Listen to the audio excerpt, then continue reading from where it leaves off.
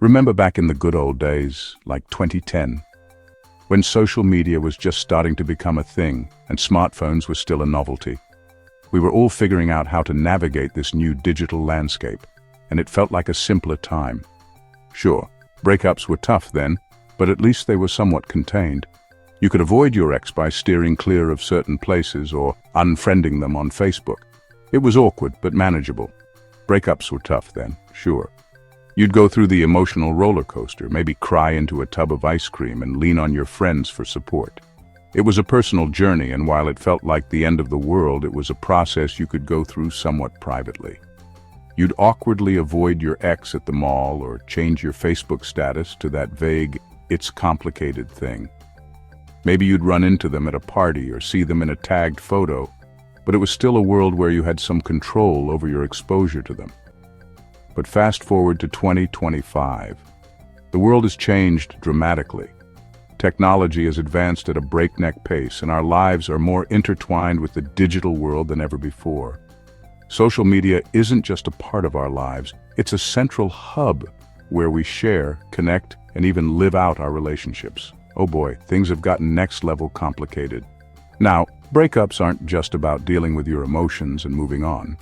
They're about navigating a minefield of digital interactions, social media posts, and constant reminders of your ex. It's like the digital world is conspiring to keep you connected, whether you want to be or not. Welcome to the age of the influencer, where everyone and their grandma is broadcasting their breakfast smoothie on 15 different platforms. It's a world where personal moments are shared with thousands, if not millions, of followers. And when a relationship ends, it's not just a private affair, it's a public spectacle. It's like trying to escape a bad rom-com, but the rom-com is everywhere. Your feed, your friends' stories. Even those targeted ads seem to be mocking you with memories of your failed relationship.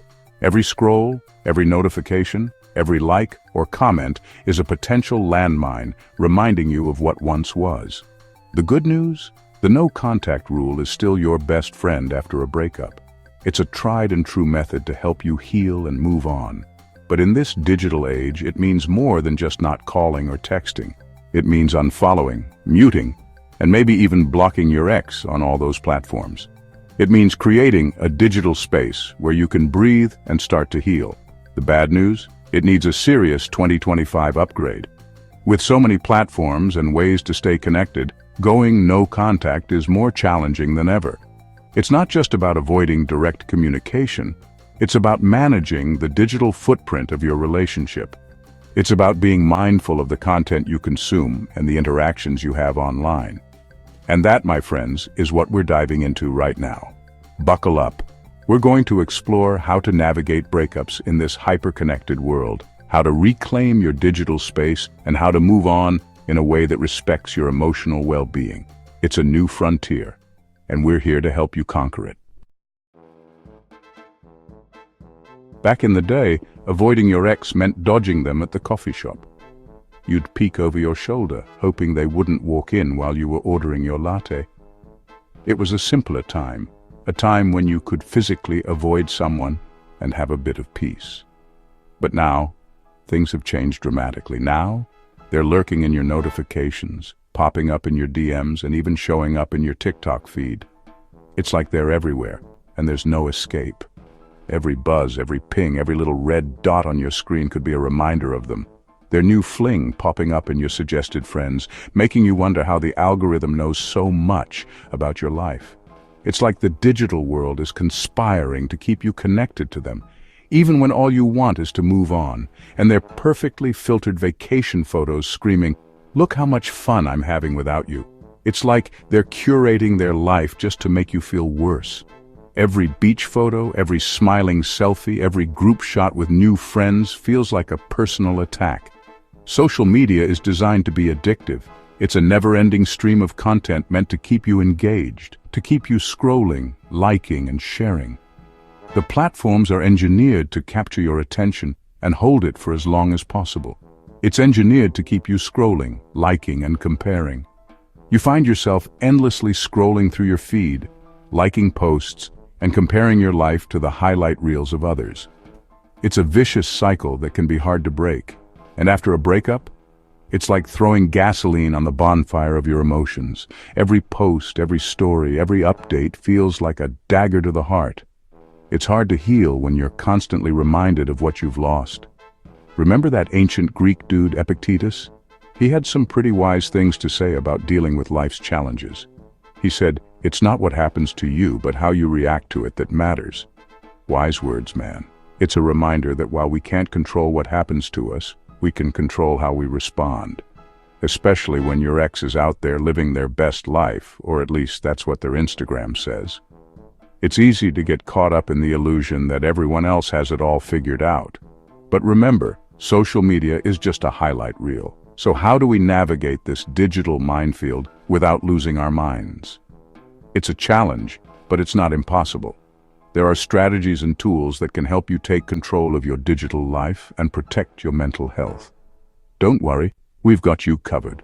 From setting boundaries to curating your feed, we'll explore practical steps you can take to regain your peace of mind. Stay tuned, because it's time to take back control. First things first, let's talk digital hygiene.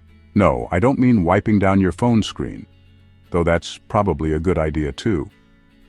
I'm talking about consciously curating your online space to protect your heart and your sanity. Think of it like a post-breakup spring cleaning. Those old lovey-dovey photos, time to archive them. That playlist you made together, hit shuffle on something else. Might I suggest some Lizzo for a confidence boost? Unfollowing and muting are your new superpowers. You don't need to see their face every time you open your phone. Remember, out of sight, out of mind. And if you're feeling brave, go full Marie Kondo and unfriend or block. Your mental health will thank you. Section 4. Block, unfriend, repeat. Your mental health will thank you. Listen, I get it. Blocking your ex can feel harsh. It might seem like a drastic step, almost as if you're erasing them from your life completely. But let's be real, sometimes that's exactly what you need to do to move forward. It's not about being mean or vindictive. It's about taking care of yourself. It's like the digital equivalent of slamming the door in their face. Imagine this. Every time you see their name pop up on your screen, it's like they're barging into your personal space uninvited. You wouldn't tolerate that in real life, so why should you online? But trust me, sometimes a little digital distance is the ultimate act of self-care. When you block or unfriend someone, you're not just removing them from your social media. You're reclaiming your peace of mind. It's about creating a sanctuary where you can heal and grow without constant reminders of past pain. It's not about being petty or trying to win the breakup. It's about setting boundaries that protect your emotional well-being. Think of it as a form of digital detox. Just like you would cleanse your body of toxins, you're cleansing your mind of emotional clutter. It's about protecting your energy and giving yourself space to heal. When you remove the constant notifications and updates about your ex, you free up mental space to focus on yourself. You can invest that energy into activities that bring you joy and fulfillment. Every time you see their name pop up, it's like reopening the wound. It's a constant reminder of what was and what could have been. By blocking or unfriending them, you're allowing that wound to close and heal properly. And who needs that kind of negativity in their life? Life is already challenging enough without the added stress of seeing your ex's updates. You deserve to surround yourself with positivity and support, not reminders of past hurt. Think of it this way. You wouldn't invite someone who broke your heart over for tea and sympathy, right? So why give them a front row seat to your healing process online? Your social media should be a space where you feel safe and supported, not a battleground for emotional turmoil. So why give them a front row seat to your healing process online? Instead, fill your feed with things that inspire and uplift you. Follow accounts that make you laugh, teach you something new, or simply bring a smile to your face. Your mental health will thank you for it. Block, unfriend, mute. Whatever you need to do to create a safe and supportive online environment for yourself. You deserve it. Remember, it's your digital space, and you have every right to curate it in a way that supports your well-being. So take that step, make those changes, and watch how your mental health improves. Section 5. Finding your own me time. No, really, it's on your calendar now. Now that you've Marie Kondoed your digital life, it's time to focus on the most important person in all of this. You. No contact isn't just about avoiding your ex. It's about rediscovering yourself and what makes you tick. Remember all those hobbies you put on hold? The ones that got lost in the shuffle of date nights and Netflix binges? It's time to dust them off and fall in love with them all over again. Sign up for that pottery class, rejoin that dodgeball team, start writing that novel you've been dreaming about. The possibilities are endless.